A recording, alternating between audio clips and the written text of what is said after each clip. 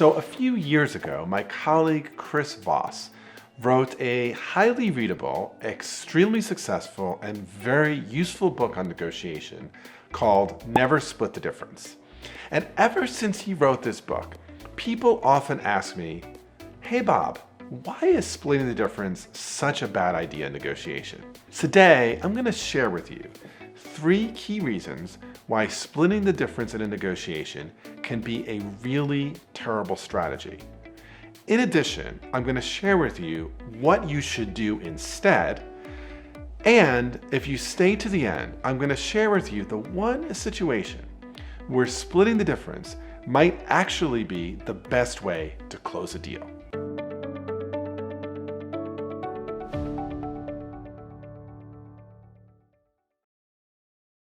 If you have ever been stuck in a conflict or you're at an impasse in a negotiation, it's incredibly tempting to say, "Hey, why don't we just split the difference and move forward?" And I'm really sympathetic to this strategy for getting to yes. But the reality is that splitting the difference has really consequential drawbacks in negotiation. First, a big problem with splitting the difference is that it tends to reinforce a common but completely inaccurate and fallacious idea about negotiation, which is that a good outcome in a negotiation is one where each side leaves feeling a little bit of pain, that each side leaves feeling that they got something that they wanted, but that it hurt them a little bit. And this notion of negotiation, this notion of what a good outcome is just a bad one. Because in fact, skillful mediators and skillful negotiators know that the goal is not to have parties make a bunch of concessions so that they're hurting a little bit but a little bit happy, but rather to find an outcome where both or all the parties have their underlying interests met. Splitting difference often means that people leave the negotiation and it's a stupid compromise. No one's interests are met. Let me just give you a really simple example. I want to wear red shoes to a dance, and you want me to wear green shoes to the dance. Splitting the difference would have me show up to this dance with one green shoe and one red shoe on. And the reality is that neither of us are very happy, none of our interests are met, and all I've really done is become the fool at the party. Splitting the difference often results in unhappy compromises. Second, when you split the difference, you might end up with what I would call an arbitrary or unprincipled outcome. In other words, an outcome that is not defensible on any rational basis. Here's why. Let's imagine you're in a negotiation with someone who is using hard bargaining tactics or who is unconcerned about fairness, somebody who doesn't have any scruples. It's very easy for them to use a split the difference strategy as a way to claim a huge part of the negotiation pie for themselves.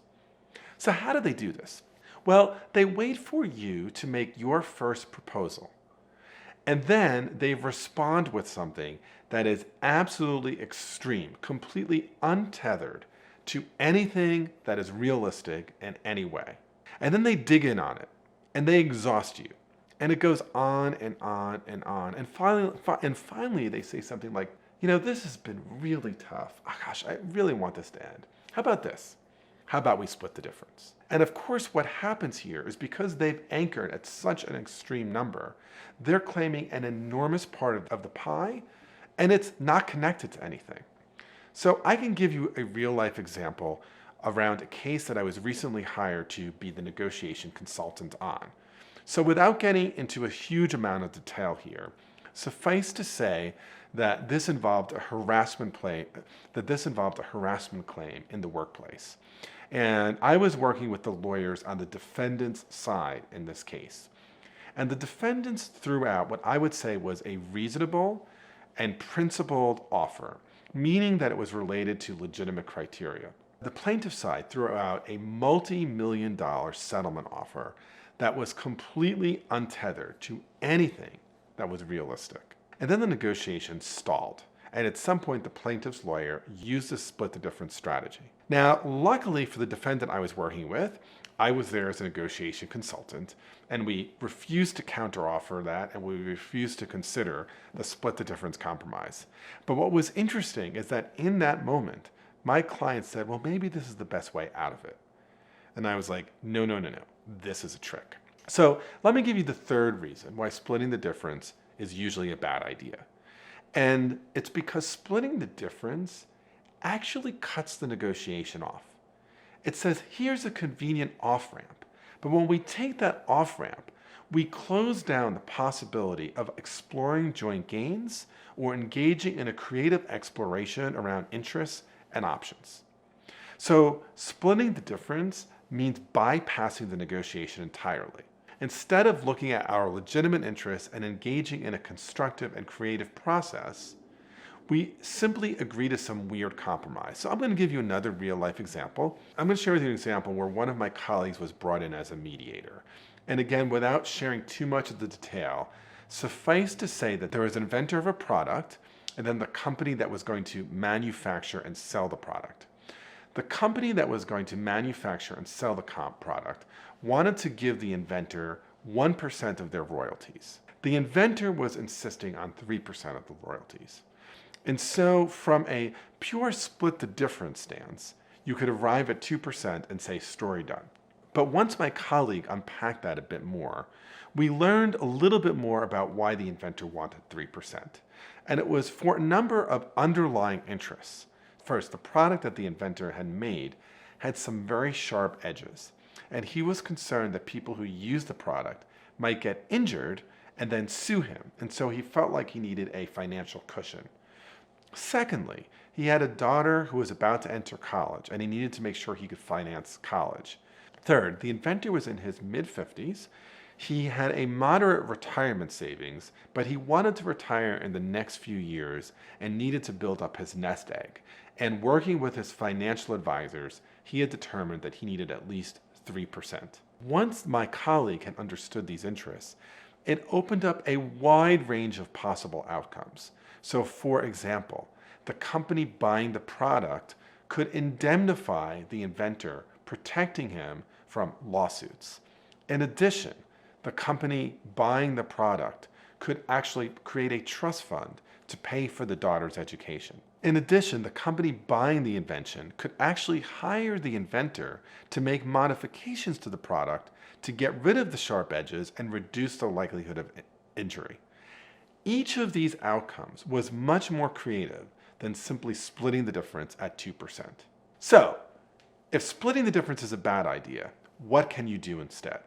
First, it's important to reframe your idea of what a good outcome is in a negotiation. A good outcome is not one where both sides make a bunch of compromises and then each leaving a little bit happy and a little bit sad. A better idea of a good outcome is where all the sides leave feeling that their most important interests are well met, that the other side's interests are met at least enough that the agreement is durable, and that we've exploited differences between the parties in ways to create as much value as possible. Once we have that definition of a good outcome, it is less likely that we're going to see splitting the difference as a good strategy. Secondly, with respect to those tough distributive questions in a negotiation, instead of splitting the difference, I want to research and rely on independent standards of legitimacy and criteria. These are ways to anchor the negotiation in a principled and rational reason for a number or a particular outcome. They allow us to go back to our boss or our client or whoever it is we're reporting to and say, this is why this outcome makes sense. Not, I was tired, I was exhausted, and I avoided. Lastly, be aware of the fact that splitting the difference is really a de facto decision not to negotiate. And so instead, commit to the negotiation. Establish as part of your negotiation process an agreement that when you get stuck around who should get what size of the pie, that you will engage in brainstorming and creativity, not just conveniently ending the negotiation. So all of this brings me back to this important question, which is, does it ever make sense to split the difference? And the answer is yes.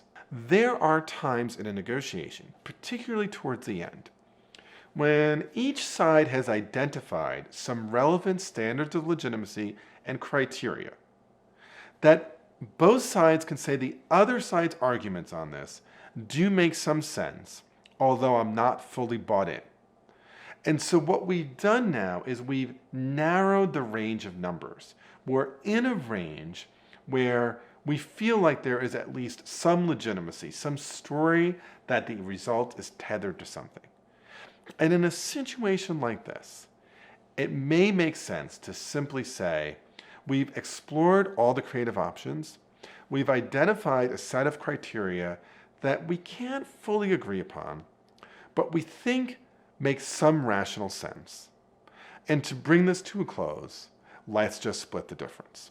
With that, I want to encourage you to keep on watching this next video, which is how do I negotiate when the other side has more power. In addition, before you go, make sure you like this video, ring the bell so you're notified every time I send you new content, and if you haven't done so already, I'd be incredibly grateful if you could subscribe to my channel.